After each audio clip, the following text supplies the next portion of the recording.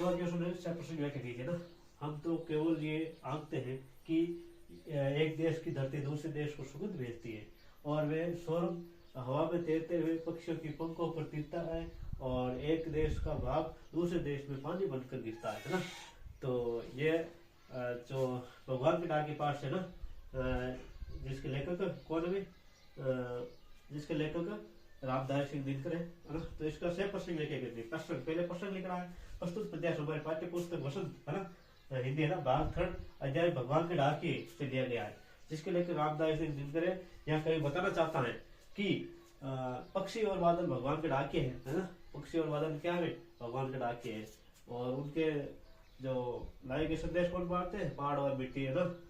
व्याख्या देखिए, कवि बतलाता है कि धरती पर एक प्रदेश के फूलों की सुगंध हवा में तैरकर पक्षियों के पंखों द्वारा दूसरे देश में बिना रुकावट जाती है ना। तो ये तैर कर ना सौरभ एक देश की जो सुगंध है दूसरे देश में जाती है और एक देश में बादल बनते हैं और दूसरे देश में वो बादल क्या करते हैं, बरसते हैं ना।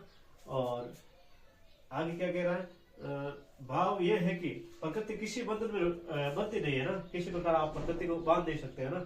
और न ही किसी के प्रति कोई भेदभाव रखती है, सभी के प्रति समान भाव रखती है। ऐसा नहीं एक खेत में अच्छी बारिश करते हैं और दूसरे खेत में बिल्कुल बारिश नहीं करना। सभी जगह प्रकृति है वो बराबर, सभी को जहाँ बारिश तो करेगी तो बारिश करेगी, नहीं करेगी नहीं करेगी ना।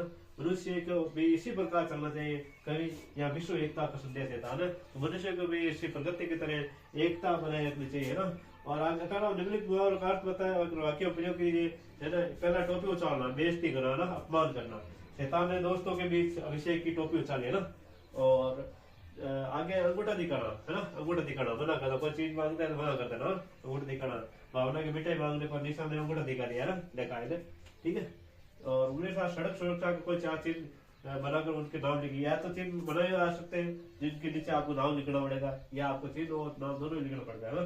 जैसे ये जेब्रा क्रॉसिंग का चिन्ह है ना, पहले जी आते चले जा रहे हैं जेब्रा क्रॉसिंग, ये यू टर्न निषेध है ना, आप यू टर्न वापिस एकदम टर्न नहीं ले सकते है ना। और यहाँ प्रवेश निषेध है ना, आप इस इधर जा नहीं सकते हैं। और ये ओवरटेक है ना, या आप किसी गाड़ी को यहाँ ओवरटेक नहीं कर सकते है ना। तो ये हो गया।